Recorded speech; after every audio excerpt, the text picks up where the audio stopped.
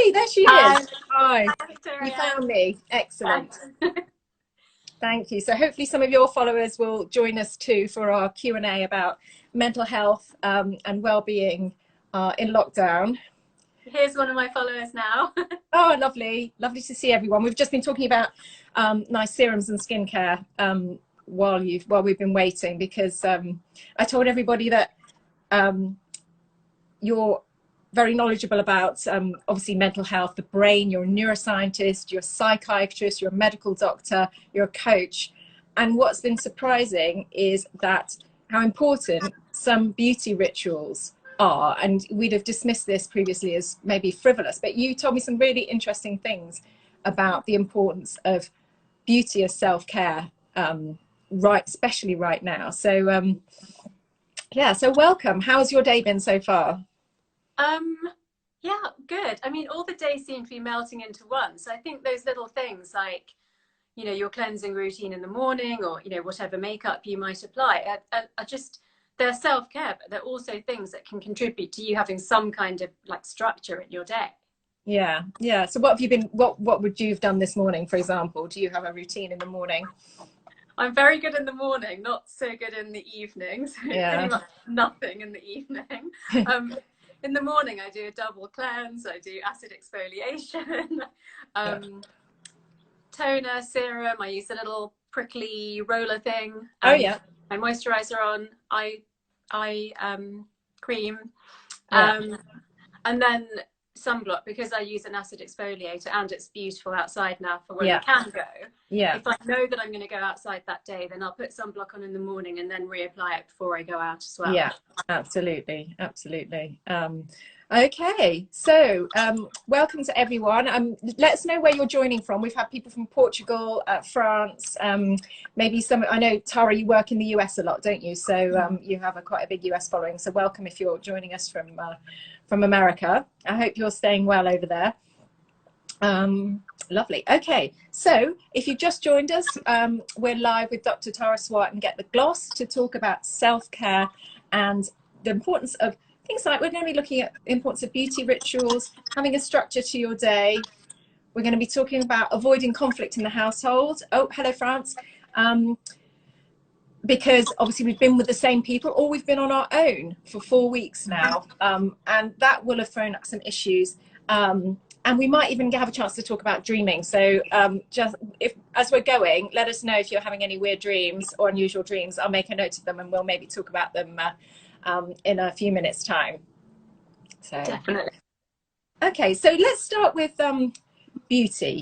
So you told me that there's the power of touch is very important, and obviously in our day-to-day lives we'd normally be, you know, we'd be hugging people in this, you know, that we've maybe met, shaking hands, maybe going to the hairdressers, you know, having a bit of this, having our manicures. There's a lot more touch in our lives than we realize until we miss it. So can you talk a little bit about that? Yeah, I think we've probably all underestimated that until we've had to go into isolation, whether it's with a small number of people or self-isolation. But as you say, in a normal day, you would at least shake hands with people and have that physical direct eye contact, if not hugging, kissing and more.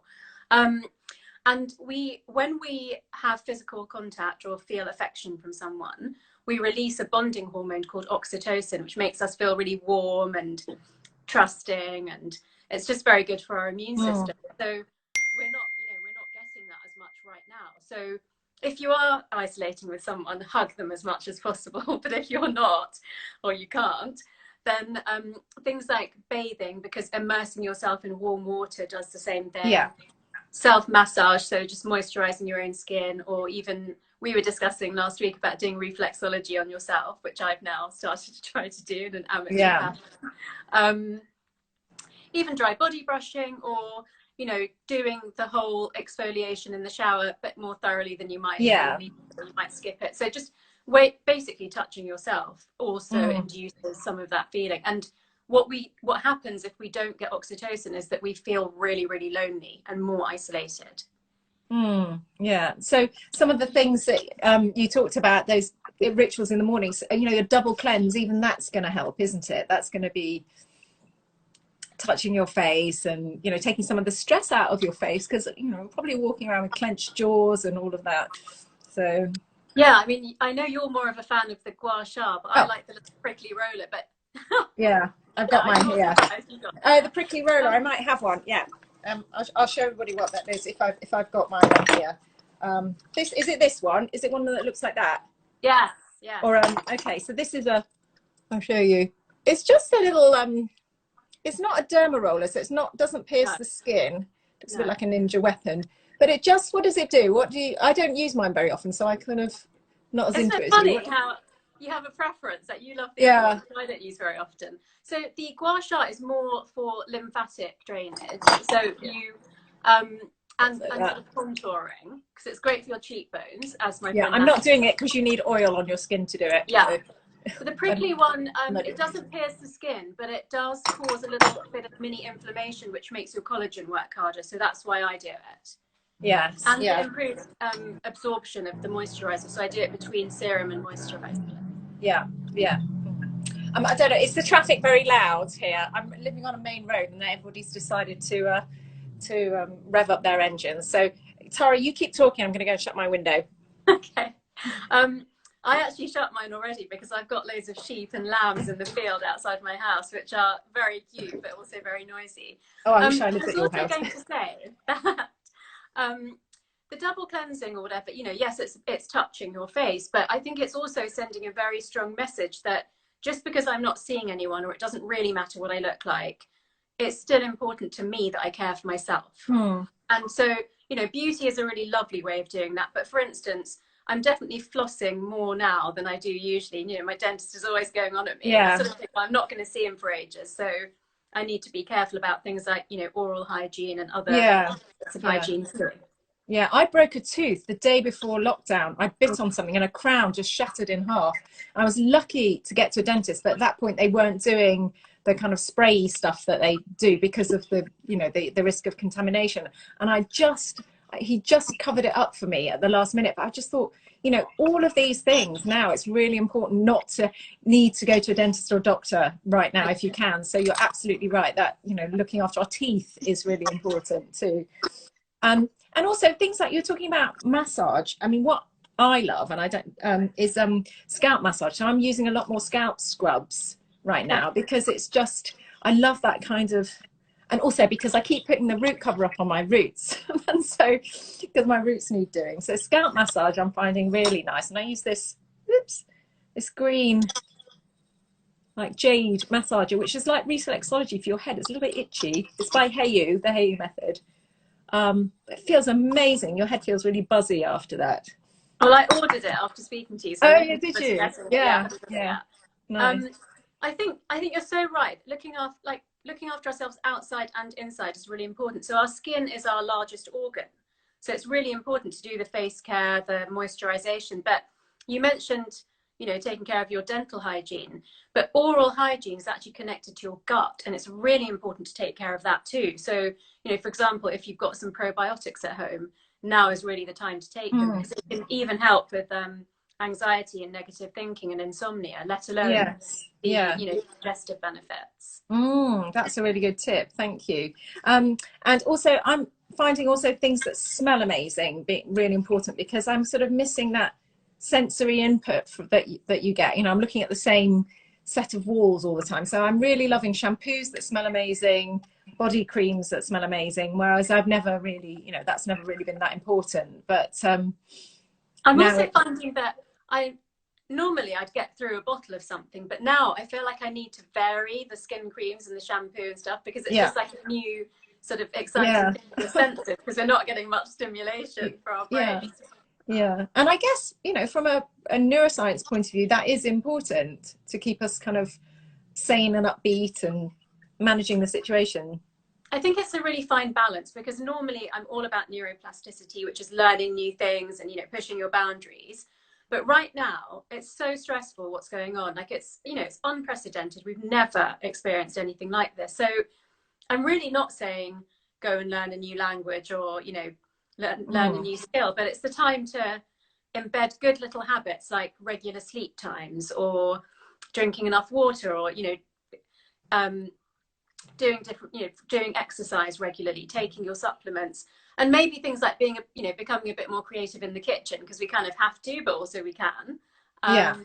Yeah. So I think keeping yourself stimulated through all your five senses, but not putting too much pressure on yourself to Yeah. do lots and lots of new Yeah, things. because you read about all these people who are doing amazing things in lockdown, and it does create a bit of kind of FOMO and like, oh my God, I'm not doing enough. And but just getting up and getting out of bed every day is hard enough sometimes. Yeah. I mean, Yeah. I think two things there. One is, don't read all the things about people doing amazing things. So I think curating your news feed, curating your social media right now is more important than ever, because we're under so much stress. So exposing yourself to things, I had some questions on the Instagram where I put the question up, I feel guilty about not doing all the things that I should be doing all day. I feel, people are feeling guilt and shame. And actually that leads on to the vivid dreaming. Yeah. One of the reasons that people are having so much vivid dreaming is because we're trying to process emotions that we simply either haven't felt before or not at the heightened level that we're experiencing at the moment. Are there some dreams that you've been hearing about that people have been having that have got, a very obvious kind of connection with what's going on for you? Well, generally they're anxiety type dreams. So these can manifest very differently for different people. But usually if you sort of distill it down to like, what was that dream about? It's based on some kind of anxiety. So interestingly, even though now the anxiety may be about our health and isolation and our job, people are dreaming about things like previous breakups that they've had, or, just other times that they were going through a lot of stress. It's really rekindling those memories. It's obviously located in a certain part of the brain. Yeah, so we're re-feeling the same feelings that were attached to other incidents, maybe. I had a dream the other night where my teeth, and maybe this was my dentist thing, I had sort of bits missing from my teeth in a kind of really weird crescent shape at the front. And obviously I didn't want to communicate with anybody, or I think the teeth one is quite a classic anxiety dream. I don't know that one. Out. Yeah, it definitely sounds.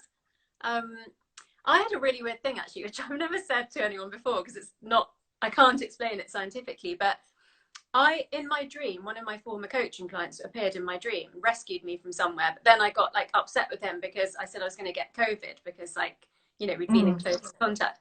And the next day that person texted me, and I went and said to my husband, because I told him about the dream in the morning, I was like, you're not going to believe who's just texted me. And there is this thing from Jungian psychology called the collective unconscious. So basically the things that are in our psyche as a society or a community, that they can actually come up in our dreams. So I have said, and you've said as well, that anxiety type dreams are coming up. But I think there's this really strange thing about how everyone in the world is connected through this terrible pandemic that we're going through, regardless of who you are, where you are, whether you can spend time doing the beauty routine and the facial roller, or whether you're just like struggling to survive. In many ways we're more connected than ever. So we do think that there's something behind it, because during the world wars and the Holocaust, people reported more cases of vivid dreaming of a similar nature to what we're seeing now. And what would be, if somebody woke up with having a quite scary dream, what is the best way to discharge those feelings of anxiety? Because they can really, stay with you all day.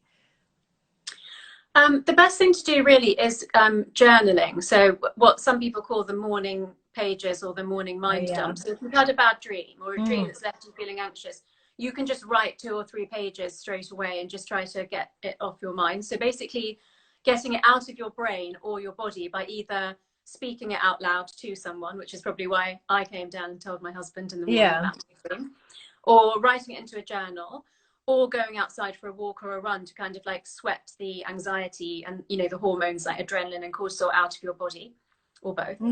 Yeah. So the journaling, how would you do this brain dump in the morning if you've woken up feeling out of sorts? Yeah, so regular journaling is just writing about how you've been feeling and what's been going on. But the morning mind dump is literally just a stream of consciousness. So you just write down whatever comes into your mind. It could be describing the dream that you've had, or it could just be about how you're feeling having woken up. So you just write whatever comes into your mind, you just write it out. They say just 5 minutes or 2 or 3 pages, and it makes a difference because it stops it being stuck up there. Yeah, I've done this. I think it's called morning pages as well. I've done it Yeah. before, and I think you're supposed to get up pretty much as soon as you wake up, before you kind of talk to anyone or do anything. And you just write, it doesn't matter if it's legible, you just write any old, anything down that's in your mind. And you don't even have to go back and reread it, I don't think. I think the No, important more thing is about, the writing. Yeah. yeah, that's the difference between journaling. Journaling is really insightful to go back and read over it. But with this, it's more about just getting out of your mind whatever's on your mind at the time. Yeah. So it's a little physical kind of downloading, like, putting it onto a memory stick that then you can kind of put out of your way. Yeah, that's a really great Sure. tip. Thank you. And Christina, Bethany, you enjoyed that one as well. Excellent. So our second topic. So if you've just joined us, Tara Swart, neuroscientist, medical doctor, author of The Source, coach, general super brain, knowledgeable about all things well-being and mental health. We've talked about the importance of beauty rituals, or just basically touch in the time of isolation. And now we're going to talk about, leading on from morning pages, the importance of routine and structure right now. You mentioned to me that that's really important. Oh yeah, somebody's recommending The Artist's Way as how to learn about journaling, I think. Yeah, yeah. She writes about morning pages and journaling. Yeah. Okay. Yeah. Thank you. So structure and routine for your day. Yeah. So what I'm seeing in my sort of like clients and followers is that people who were freelance or working from home anyway are adapting better to this, because it's less of a change than for people who had a commute and set hours in an office. So it's basically about the fact that that routine that we've been used to for so long has been taken away from many people. And there are studies that show that people who are unemployed or work from home, that stay in their PJs or their gym clothes all day, actually suffer from more mental health problems than people who don't. And since you told me that, I've been getting dressed more. I don't stay in my PJs, but in my yoga gear. But yeah. So it's really important to maybe have a shower or whatever. Just get yourself in a new set of clothes. Yeah, actually starts with waking up at the same time every day. So of course it could be tempting at the moment to say, well, I don't really have to wake up at X time because I don't have something particularly to do by a certain time. But try to maintain your sleep and wake times. Even if you're getting enough sleep, it's better for your brain to have regular hours for sleeping and waking. Then get dressed properly. Not necessarily as if you're going to work. I mean, I went to the village shop the other day and saw a man in a suit and tie with an really yeah, that's hilarious. Maybe he was on a Zoom or something, I don't know. Maybe, but even then it just seemed a bit much. So yeah, I had so many like conflicting thoughts. I felt slightly guilty about refusing to do any ironing at home for anyone that is trying to felt really underdressed, but also just thought that looks utterly ridiculous. That's a bit much. Yeah. Yeah. You told me earlier as well, just to go back to the sleep wake time, that even if you have 8 hours a night or 7 hours a night every night, but those are staggered, so you have 10 till 5, or it's less effective than having the same hours. So you'll feel more refreshed if your sleep time and your wake time are the same. Well, it's not just that you feel more refreshed, it's actually better for your mental health and your brain performance. So it seems to make a difference to the brain that it's not just 8 hours of good quality sleep, but it's regular timing as well. Interesting. And then, the getting dressed is a bit like the beauty routine in the morning. It's a signal that you're still caring about yourself, you're still, professional, or whatever it is that you're doing. That there are, those are little things that you can control. So you may not have to go to an office or be on Zoom or Instagram, but you're still taking care of yourself. Eating regularly. So to be honest, I'm somebody that used to do time restricted eating, so I wouldn't eat breakfast, but now I am having 3 meals a day because it gives more structure to the day, and also it's a bit of more social interaction. And then whatever work you do, fitting that into certain times, partly to get it done because it is, there's less around us to remind us, like, to keep to deadlines and things. But also to have, good psychological boundaries for yourself, so that, if there's a certain time that you want to spend with loved ones, or you want to do exercise, or you want to, take a bath, that's protected, and it doesn't always go to the bottom of the list because something comes up. Yeah, for sure. Yeah, yeah. That's so true. And certainly you mentioned time restricted eating, so that's probably not, that's kind of the overnight fast until lunchtime. And I think you mentioned before that that actually is a kind of stressful event for the body. It creates, you know, in some senses a good stress, but it's something that you're soft pedaling on right now. Yeah, so whether it's intermittent fasting or time restricted eating,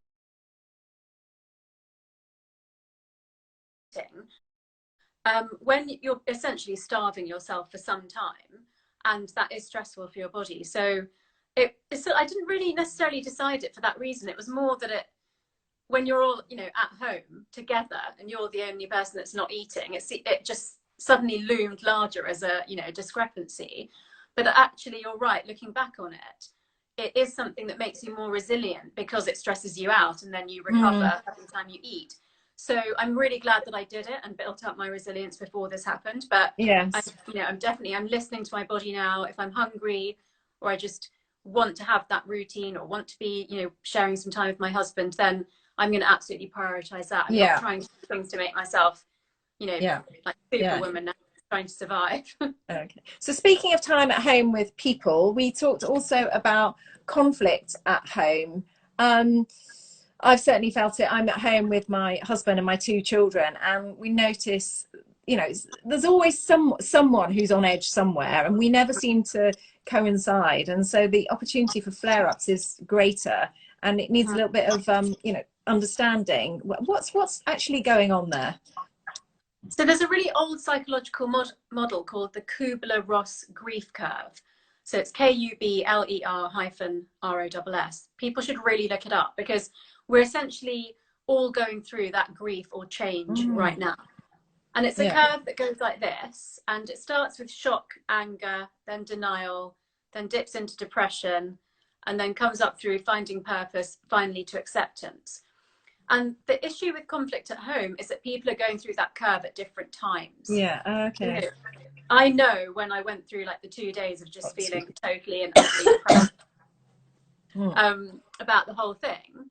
And, you know, not everybody's going to, even if you've been in isolation together for the same amount of time, people are going to get emotionally to that stage at different times. And so if you're depressed and the other person's cheerful or vice versa, that can jar, obviously. The thing with this, because there's a physical threat to our lives and there's the emotional effects of isolation, the mental stress of having to work and live differently, and for some people there'll be spiritual aspects to it as well, that it's likely that we'll have to go through that curve several times. It's not just going to be, by the time this is over, I've been through the curve once.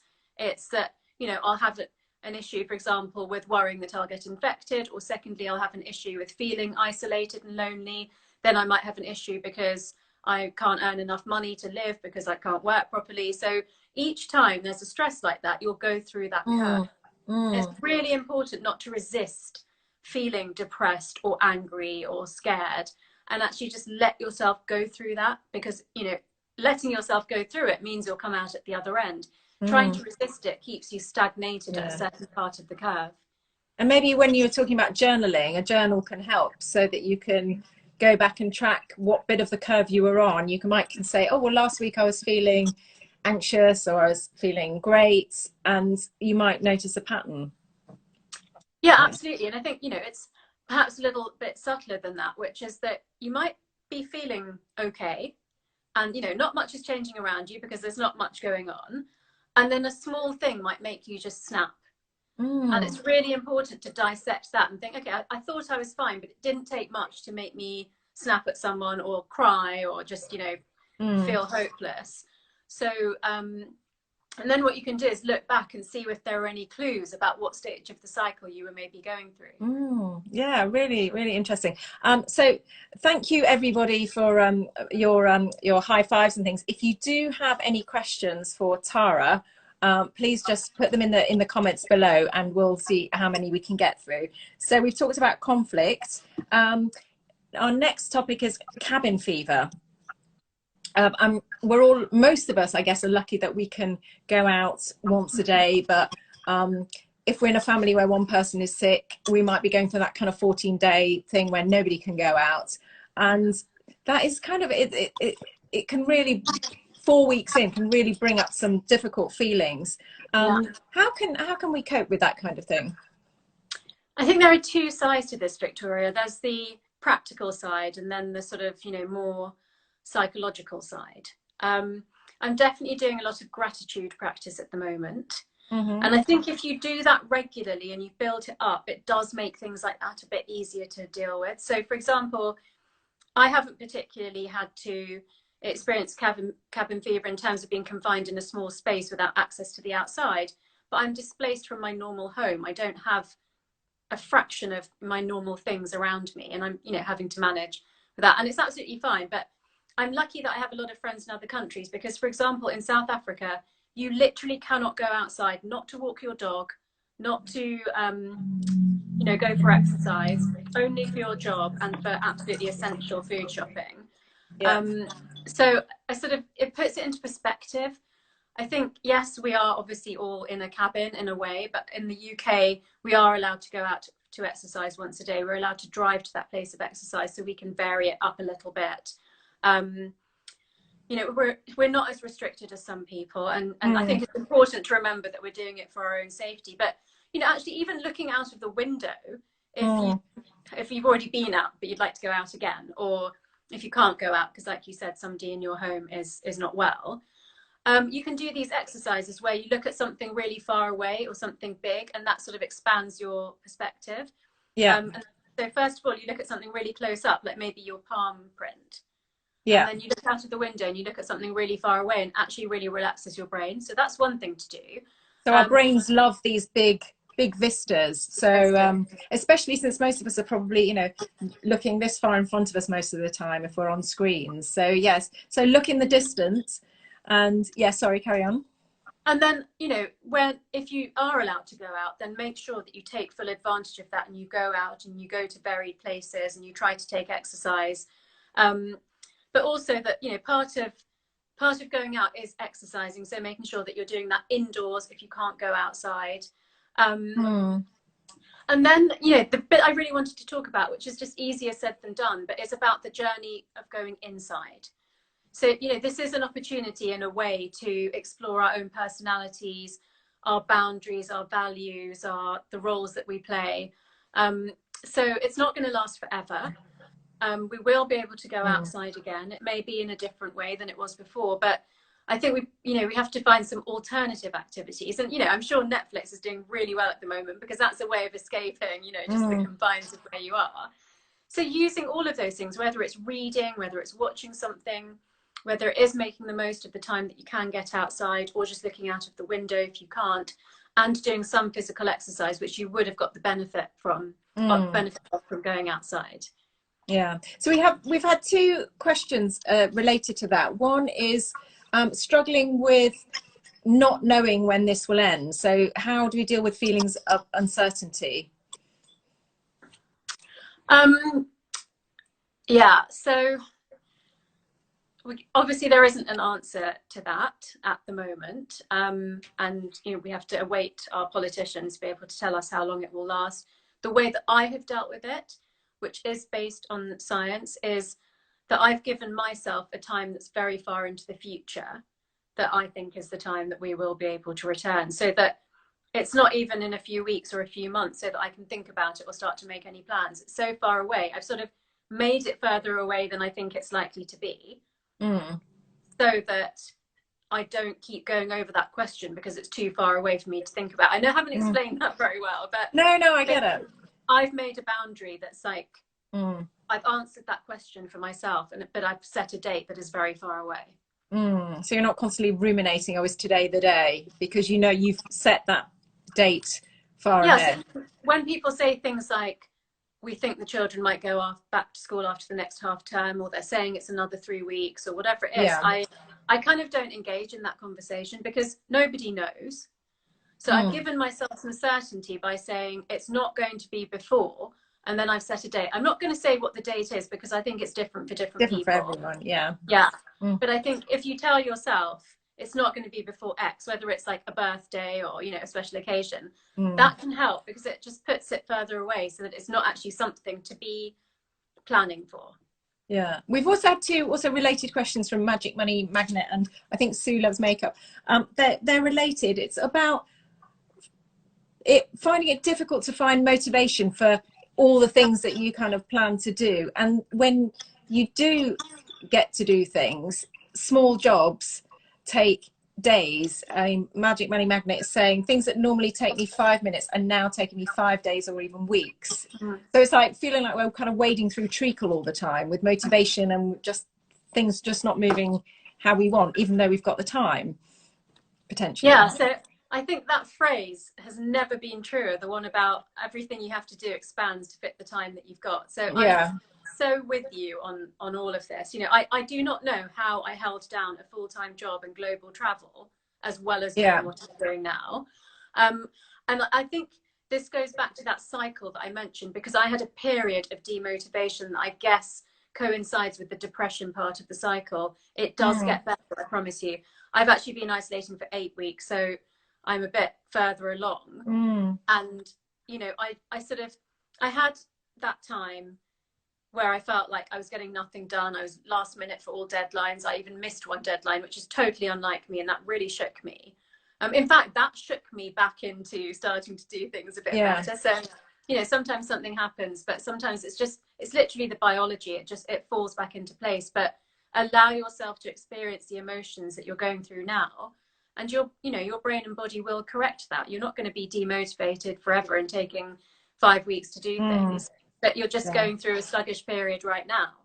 Yeah, maybe we need to be a bit more realistic with what we feel we can do right now. Certainly I feel, you know, I was always running around as well, and I feel much less adrenalized. So my sleep is better, my skin, I don't get those kind of dark circles so much anymore. So that's the good side of less adrenaline and cortisol on your skin. And but the downside is I haven't all got that kind of that caffeinated feel that would make tasks really, and that, you know, me flow through tasks quicker. So I suppose a good side is that maybe it's the time when our bodies are actually decompressing a bit. So it may be a good thing that certain things are taking longer, but I can understand that it's very frustrating if you are normally a very kind of type A do person and you just think this isn't me.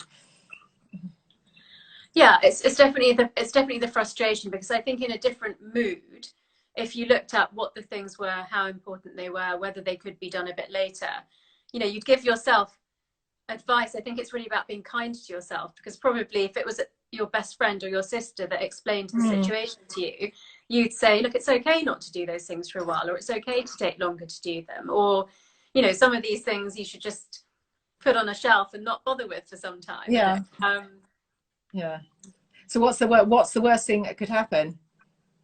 Yeah, exactly. I mean, and again, perspective, you know, I mean, there are literally nearly 1,000 people dying every day. Yeah. So when I get a bit het up about some of the things I think I should have got done, I kind of just tell myself that it's not, you know. And you talked about practicing gratitude. How practically do people do that?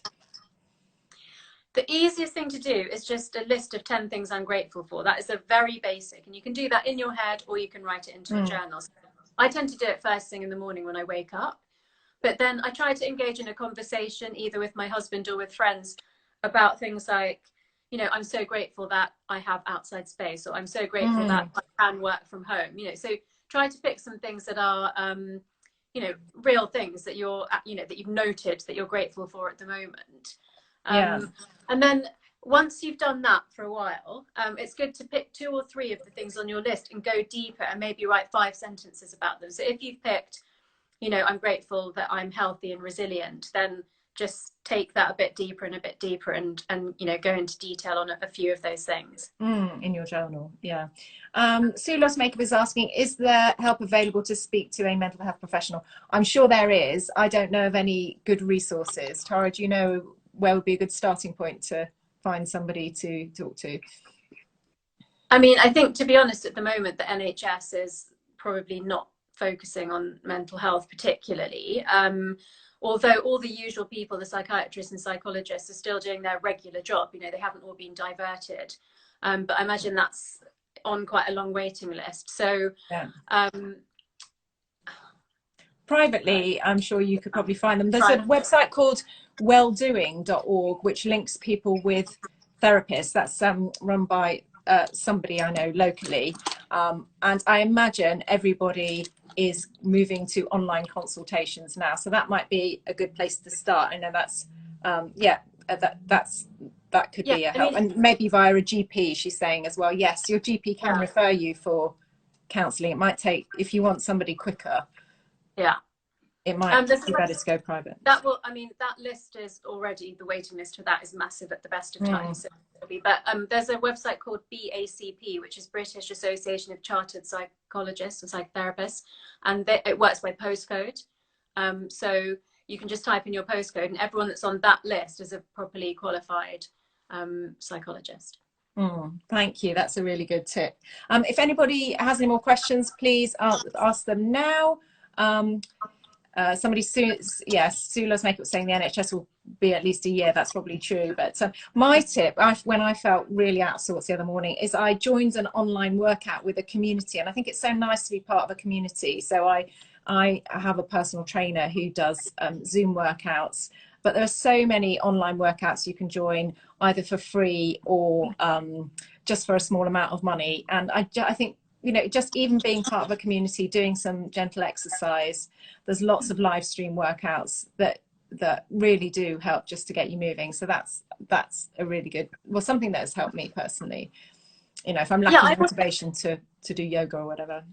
Yeah, it's better to do it with a group. But I also think unless you have an actual mental health issue, then if it's about COVID and isolation, then, you know, just make sure that you're staying in close contact with your friends and family, because we're all going through the same thing. And it just, you know, always makes me feel better, or I always feel really good if I can help one of my friends, if I've, you know, gone through what they're going through now, if we just discuss it with each other. So there was this letter from a woman in Italy. It was sort of written to all of us. I think it was in The Guardian. And she said, you know, I'm 2 weeks ahead of you, so I know what you're going to go through mentally. So here it all is written down. And I showed it to my husband and I said, what do you think of this? And he said, it's really depressing. And I said, well, I'm so grateful to get to know what I might go through emotionally in the next 2 weeks. I'd rather read it and know, so that if I feel any of those things, I can sort of say to myself, well, yeah, that lady in Italy, she went through this too, because that's what we're all going through. Yeah, that's very true. So Sue Loves Makeup, yeah, we have a lot of online workouts from people like Jessica Ennis-Hill and Lucy Wyndham Reed on the website on Get the Gloss. Also, there is a link to, we've got a whole roundup of live stream workouts, which is really where you can see yourself as part of the community. If you just put into Get the Gloss live stream and online workouts, there's a whole list of things you can join there, and most of them are for free, so do have a look.